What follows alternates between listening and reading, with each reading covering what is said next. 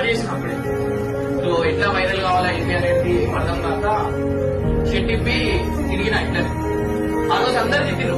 మా అమ్మ నాకు సపోర్ట్ చేసింది. సో అది నేను నా లైఫ్ లో మర్చిపోను.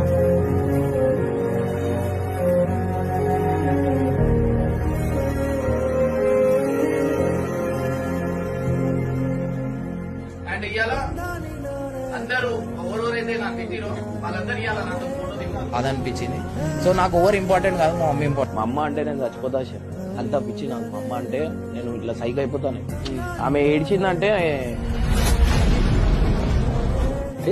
నేను